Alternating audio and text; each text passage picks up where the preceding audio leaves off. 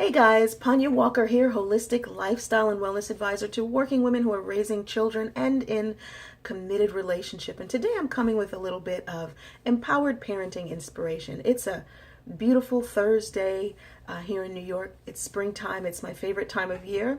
It's when I can start opening the doors again to let the outside in. You know, my office is right off of our garden, my favorite part of the house, and I just love being able to kind of step out into nature from time to time throughout my workday. So, I'm coming with this Thursday inspiration, empowered parenting inspiration, because I feel really lucky. One, that it's spring, and two, to have been born in a time and place as a woman where I have so many choices around work, relationship, parenting. You know, if I have a will, I can find a way. But the thing is that every time I've added something new to my plate, right, there's been a really steep learning curve. You know, once I felt I'd mastered my work, I added committed relationship. Once I felt I had that in order, those things in order, I added kids. But I did it two at once. And that was the hardest thing to add, because really how I approached having twins and parenting them, it impacted all the other areas of my life. And it's when I went into really deep overwhelm. And if you're raising kids and working and doing relationship, then you may be able to relate to this, because I think a lot of women, certainly the women that I've come across, when they first have children, go into overwhelm, or even when they add a new child to the mix. So this is in part for the obvious reasons. I mean, it takes a while to figure out how to manage work, home, relationship, parenting of one or multiple little people all at once. But at core, though, I think that parents go into overwhelm because when we begin to calculate the cost of adding kids to our lives, our anxiety multiplies, right? With the new responsibilities comes a feeling of limitation. Less time and space for personal pursuits, less sleep, which can sometimes change the way we eat. Not to mention, it changes the way we interact and connect with our loved one. Less spark, and let's face it, less intimacy. So that has a huge impact on our relationship. It has a huge impact on how we feel, because it brings resentment for you and your partner, because neither person's needs are really being met.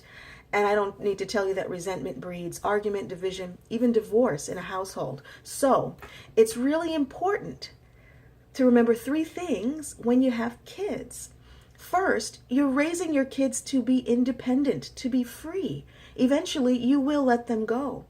And it's your partner who will provide comfort and companionship. So carve out ritual time to connect to your beloved, no matter what. Now, the way that you connect will evolve, will change depending on where you are in your parenting, right? How old your children are, where you are in your household. But it goes without saying that communication is key, no matter what iteration you're at in terms of, parenting relationship. Okay, so it's important that you spend time daily on topics that are unrelated to your to-do lists or to toddlers. Okay, for example, when my husband and I are able to schedule a date night, and we do try to do it ritually, but it's not always so easy. When we schedule it, we have a rule that kind of the first 5 to 10 minutes we can talk about the kids, but after that, they're off limits. We talk about things unrelated, talk about things related to us, ourselves individually, our personal kind of interests, and to ourselves as a couple. Do that ritually. It really helps to keep the connection going.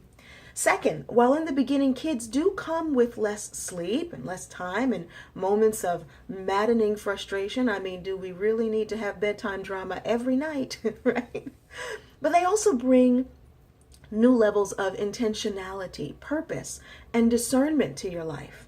Because with less time, you learn to value every moment more. You become more discerning about what you do and who you spend your time with. You move with more purpose, right? And third, and most important, your purpose is what your kids came to experience.